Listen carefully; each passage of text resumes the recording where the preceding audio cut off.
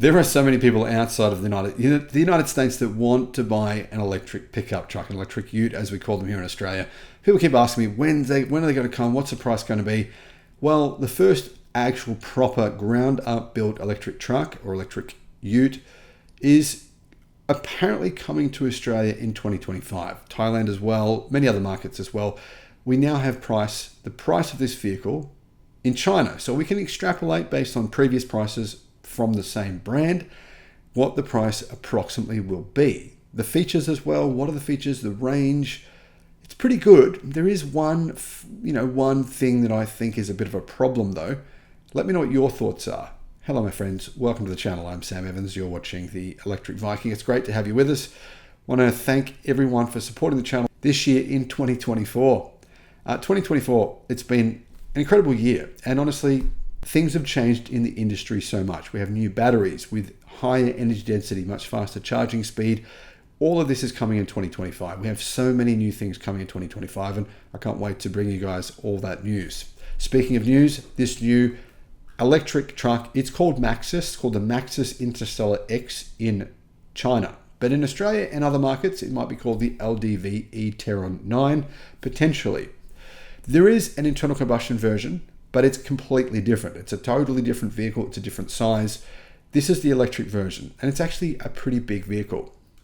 Prices for the internal combustion version are $21,000 for the cheapest budget version, $23,000 for the middle spec, then $25,000 for the off-road version, and the ultimate is $28,800. The electric version is significantly more expensive, but it is bigger and it is better equipped. So there's that. It starts at $41,000 US.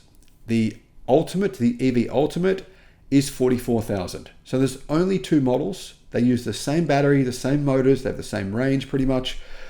But that gives you an idea on price. So $41,000 US means it'll probably cost around $75,000 in Australia, maybe 80,000, 75 to 80,000 Australian dollars. Sounds expensive, but it is pretty good, and it is bigger than a Ford Ranger. In fact, significantly bigger than a Ford Ranger.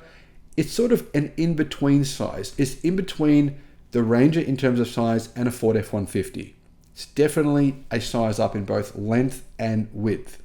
Apart from price and drivetrain, both models of this vehicle get similar specifications. Now, the size is 5.5 meters long, 5,500 millimeters, and 2,005 millimeters wide. So it's longer and wider than any other internal combustion ute on the Australian market today, and in Thailand as well, and New Zealand. The wheelbase is 3.3 meters. The volume of the load bed is 1,200 liters, but there is a bigger version, which is about 5.6 meters long as well. You can choose which one you want. The 5.6 meter version just has a longer bed. So if you want to carry more stuff, you'd get that version. Now, there's one huge feature of this vehicle which makes it stand out above everything else you can buy outside of America. This feature now it's in a few American trucks, but we don't have it outside of America, and it's massive.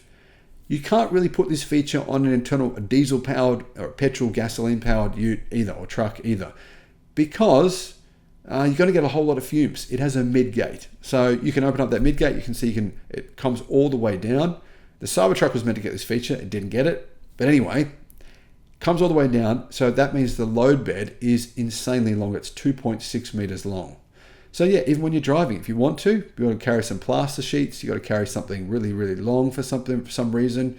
Maybe you got to carry like a kayak around or something. That's a really, really long load bed. Having that midgate go down would be great for camping, would be great for so many different things when you might need it. Now you're not going to need it most of the time. But when you do need a big long tray, you've got a long tray. So this is going to be probably the most practical ute or pickup truck, I think, ever in the Australian car market. If you've seen anything else like this sort of feature, let me know, because I don't think there's ever been anything like this here in Australia. I know there's been some utes where you can put down the window, but not the entire back section of the vehicle so that you get that super, super long bed. The other cool feature, it's got a real usable big front. The front looks enormous. So yeah, that's another cool feature. It's a pretty practical car.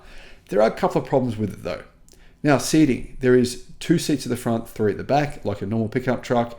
It's got two 12.3-inch screens in the front. It uses Tencent's TAI 4.0 ecosystem. It supports over-the-air updates, remote upgrades, and has functions such as Tencent Maps, IQ Ting, I don't know what that is, WeChat functions for the Chinese. Anyhow, it'll have, obviously, Apple CarPlay, Android Auto, plus it has 50-watt wireless mobile phone chargers. It's got 2 of those in the front. Now, of course, it would make sense that this vehicle has class-leading interior space because it's, well, bigger than anything else. The depth of the front seats, Car News China says, is 503 millimeters. The width is 523. So the rear bench width is much wider than a Ford Ranger at 1,412 millimeters. Some other cool features it has all-terrain mode. It's got front and rear axle diff locks. So diff locks just for the front and just for the back. It has a transparent chassis mode along with off-road expert mode. At the front, the truck has double wishbone suspension. At the rear, you can choose. If you want to carry more weight, you can get leaf spring non-independent suspension. If you don't want to carry lots of weight, if this is not a work truck, if it's like a family vehicle, then you can get multi-link independent rear suspension, which will make it much more comfortable than other vehicles like the Toyota Hilux, which has very, very, very rigid, hard ride, which is quite uncomfortable. Now, one other cool feature, it has parking assistance functions, which enable you to be able to control the trailer. It has leveling as well, and it has air suspension. The more expensive model of this vehicle has air suspension, meaning you can raise the vehicle if you're kind of wading across a river, for example. If you're driving on the highway, you want to get more range, then you can lower it. That's a really cool feature. I like that. Speaking of range, it has a 102 kilowatt hour lithium iron phosphate battery made by CATL. We don't know which particular LFP battery. CATL has 6 different LFP batteries. I don't know which one of those it is, but it is LFP, and it's 102 kilowatt in size. I think it's a little on the small side for a vehicle this big because it only has about 440 kilometers of WLTP range, which is not bad.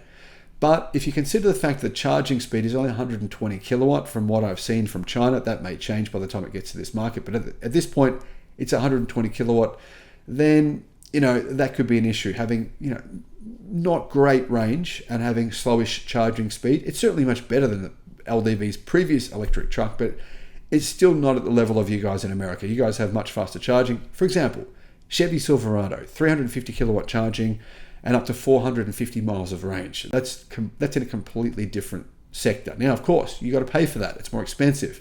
But still, speaking of power, now the internal combustion version of this has an improved engine. It's a diesel engine. It's 165 kilowatts, about 220 horsepower. Torque, 520 newton meters. It's a 2.5 litre diesel. But the electric version is miles better. It's way faster.